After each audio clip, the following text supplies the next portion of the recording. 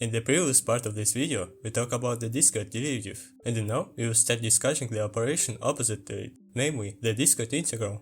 Let us begin with the following example, finding the sum of sequence for various natural values of b. At first, this might seem like a laborious process, as calculating the values of such a sequence manually up to some b can be a challenging task, especially if b is a large number. This is precisely where methods for computing the discrete integral come in handy. This allows us to find the sum of sequence up to some b by determining a function that defines its sum. So what is a discrete integral? Simply put, it's just a summation sign, which is essentially the same as an ordinary integral, since its purpose is also to sum values. Now, we can pose the problem as follows: to find a function that takes b as an argument and that determines the sum of the sequence up to some b. But how do we find this function? For this, let us turn to a useful skill in mathematics. If a problem seems too complex, try to simplify it and to solve an easier problem related to the main one.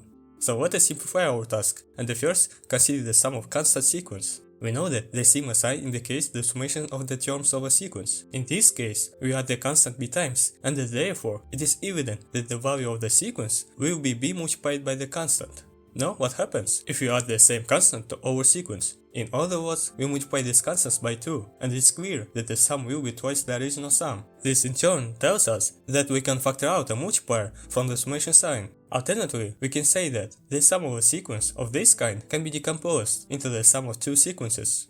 But can we say the same for functions? Let us check. First, the expression on the right side represents the sum of the two functions. This expression can also be split in such a way that we first calculate the sum of the sequence of the first function and then add the sum of the sequence of the second function, which corresponds to the left side expression. Now let us return to our original example. So we know that it can be decomposed into separate terms, and the factoring out the multiplier, we can simplify our task by solving each sequence separately and then summing the result together. Of course, we can solve the first sequence immediately, but let us solve it using a different method. For this method, we need to clarify one detail, namely the relationship between the operations of taking a discrete derivative and the summing a function. First, let us try to take the discrete derivative of a sequence. This time our function takes some variable b as an input rather than n, as we are accustomed to, so we will base our calculation on b. In this case, we will find the difference between neighboring values of the sequence's sum. When we expand this expression, we clearly see that what remains in this difference is simply the value of the function at the point b. This tells us that the operation of the taking discrete derivative is the inverse of the summation operation. On the other hand, this expression can be rewritten by referring to the formula for finding the sum of a sequence, which we learned in the previous video. From this, we find that this expression can be represented in another form, which directly refers us to the discrete derivative. This highlights the relationship between the sequence's function and the antiderivative function through which we define the sequence's sum. Specifically, the sequence function is determined as the difference between the antiderivative functions. Now, armed with this knowledge, we can proceed to the example. First, we remove the multiplier, and notice that the sequence itself represents n raised to the power of 0. Again, we turn to the formula for finding the sum of sequence, and substitute the value into the formula, and then we only need to determine the antiderivative function. We already know how to find it, given the original sequence function. Substituting the values, we observe the following equality, where we need to determine the antiderivative by substitution. For instance, if we substitute b as the antiderivative, we see that the equality holds true, which means we can use this value, thereby obtaining the solution for our sequence simply by substituting this value into the formula, not forgetting the multiplier in the end. Next, we use a similar method for the next sequence. Let us take b squared as an example. In this case, our equality will no longer hold, and our task is to make it true. To start, we remove the constant 1 by adding 1. To obtain this 1, we need to add a function to our f capital function that, when the discrete derivative is applied to it, returns 1. We have already solved this before and know the answer. From there, all that remains is to remove the multiplier to get the solution, which will be familiar in the following form. We then apply this solution as before, again not forgetting the multiplier. Now we move on to the next sequence. Again, we substitute a function whose degree is 1 greater than the sequence function's degree. Once more, we notice inequality and try to eliminate it by adding terms to the f capital function that cancel out the extra terms. Reversing the order of the terms for convenience, we proceed to hand off the constant 1, which you know how to cancel.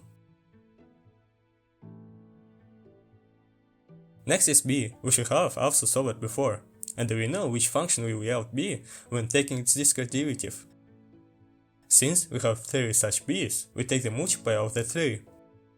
And finally, we have calculated 3 times more than necessary, so we divide by 3. As in previous case, we apply the resulting antiderivative function and add the multiplier to the solved sequence, ignoring the function's value at 0. This is because L terms include the multiplier b, and if L terms include the multiplier b, then at b equals to 0, L terms will have the multiplier of 0, automatically making the result 0, which does not affect the solution. And for the final sequence, I want to explain the main idea of this method. I will scale everything down so that it fits on the screen. First, we take a function with degree 1 higher than the original and calculate its discrete derivative. Then, based on the inequality, we add terms to make the expression an identity. We rearrange it for convenience and start addressing the terms one by one. First, we handle the constant term, which we already know how to eliminate. Next comes b with the minus sign, so we take the entire term with the plus sign and fill this term as follows. First, we take the function 1 higher, then we calculate its discrete derivative and repeat the same actions as before.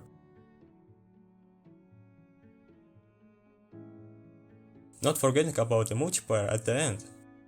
Then we handle b squared. Again, we write opposite sign and take a function with a degree 1 higher. Look at its discrete derivative and recognize familiar terms, which you know how to eliminate. First, we assign opposite signs to these terms, incorporate terms from previous steps, and adjust the necessary multipliers. We repeat this process once more. This time, we notice that each multiplier can be expressed using binomial coefficients due to the properties of the binomial theorem. This means we don't need to explicitly calculate the discrete derivative, we only need a pattern of positive and negative sign and the binomial coefficients, which are fully determined by the binomial theorem. The terms themselves are taken from earlier steps. Again, at the end, don't forget to add a multiplier. Finally, we just need to divide entire expression by 5 and our answer is ready. Let's simplify this massive expression so that it fits on the screen, and return to our earlier sequences. Now, we simplify some of our sequences, and at last combine them to get the solution to the original problem. Thus, we have solved our example, and now we can find the sum of the sequence for any integer value of b by simply substituting b into this function. Now, let's imagine a scenario where b is very large. By very large, I mean that it approaches infinity. In mathematics, this is denoted as the limit where b approaches infinity. You might say that if b approaches infinity, meaning the number of terms becomes infinity, it logically follows that the sum itself would also approach infinity. In this example, you would be correct, since this can be easily seen simply by replacing b with infinity. However, there are sequences that have finite limit c to which they converge. For example, let's consider an exponential function. Following the same steps as before and skipping the intermediate steps, we find a function whose discrete derivative gives our exponential function. This means that this function is the antiderivative of the sequence function. That is, if we take its difference, we will get the sequence function. So we can use it to determine the sum of the sequence. If we immediately substitute infinity, it's easy to see if a is greater than 1, the entire sum will equal infinity. But what if we modify it so that number is less than 1, making it of the form 1 divided by a? We know that multiplying such numbers repeatedly results in smaller and smaller values, as demonstrated by the example a equals to 2. Therefore, it follows that the expression itself will become infinitesimally small, effectively equaling 0 as b approaches infinity. As a result, we are left with only the final term, which can be expressed as follows. Thus, we find that the infinity sum of the such sequence, typically called the geometric progression, will have a limit equal to 1 divided by a minus 1 if a is greater than 1. For example, we can take a equal to 2. Then we will know that such an infinity sum of the sequence will be equal to 1. Alright, we have examined the discrete integral and its connection to the discrete derivative. Now let's try comparing it with the standard integral and derivative. By this, I mean, if we create a table comparing the values of the discrete integrals and derivatives with the regular integrals and derivatives, we can observe certain similarities. This tells us that there is a relationship between them, and that to understand this relationship, let's look at the following visualization. As we know, when we calculate the sum of sequence, we determine this sum using another function that generates the same sequence through the operation of taking the difference of the function. This task can also be interpreted as finding the area under the curve. Notice that we are now using the definition of the derivative with a step size of positive 1. In a specific case, if delta of n equals 2n plus 1, the antiderivative will be n squared, as we already know. But what if we take the difference with a step of 1 divided by 2? Then delta of n will correspond to a different function. If we try to calculate the sum of such sequence, our formula will no longer work, since we are actually accepting twice as many values as before, and due to the upper limit, our sum will only be half of these values. Let's fix this by reformulating the problem to work for any step size in the discrete derivative.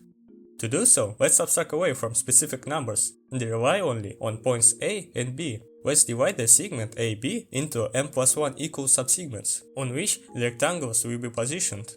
Why m plus 1? Because it simplifies subsequent calculations. Now, our task is to find the difference in the areas of the neighboring rectangles. Clearly, there will be m such pairs of rectangles. We start counting from 0. After this, we need to describe the rectangles in general terms. Each rectangle has a width equal to b minus a divided by m. Because all rectangles have the same width, the height of each rectangle is determined by the value of the function at the starting point of each subsegment. Starting from a, to find the nth starting point, we add the following expression. Thus, we can represent this mathematically. We can factor out a common term from the general member. Inside the sum, we are effectively calculating the difference in heights between the n plus 1th and the nth rectangles. Examining this sum more closely, we notice something. By expanding the sum and removing parentheses, we see that each term cancels out with another, except for two elements that remain.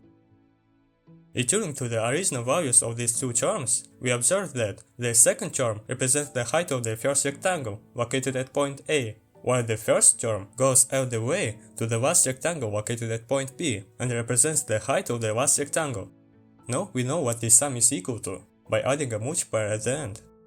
Next, we remove the multiplier to get the following elegant expression. It is elegant for the following reason. First, we can reintroduce the multiplier inside the sum. Then, keeping in mind that m approaches infinity, we interpret the divisor as the increment of the argument and the dividend as the increment of the function caused by this argument.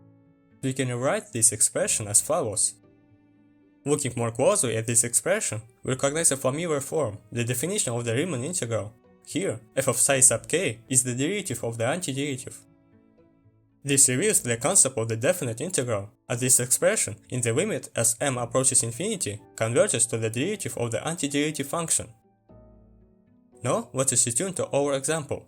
We have already established that we need to calculate based on the dividing the segment into subsegments. So let's divide the entire segment into m plus 1 parts, so that each subsegment has a length of 1 divided by 2. Using this approach, we can calculate the areas of rectangles. However, we notice that the result differs slightly from what we expected to see. Specifically, the function delta of x has changed and decreased by almost half. And this is undesirable for us, as we now need to focus on the ratio between the change in the function and the change in the argument that caused it. Therefore, the function will now take the following form, and this graph will look like this. Now, let's set the length of each subsegment to 1 divided by 16. With this adjustment, the function will change and be reflected on the graph as follows. And our formula means that we sum differences in the function's values and multiply them by the width of each subsegment. Then we scale it back, dividing by the width of the subsegment. To find what we end up with, we take the value of the function at point B and subtract the value of the function at point A, which exactly equals this area. Here, I want to demonstrate the idea that the smaller we make each subsegment, the closer our function will approximate the derivative of the antiderivative, which is 2x.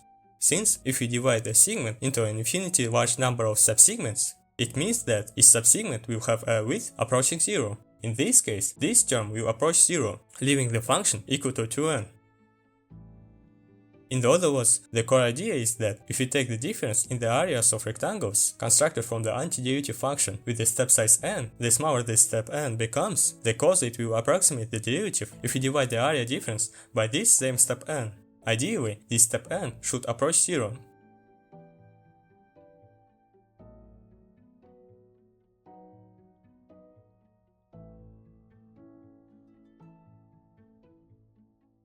That's all for now. See you in the next part, where I will continue to develop the idea of the integral.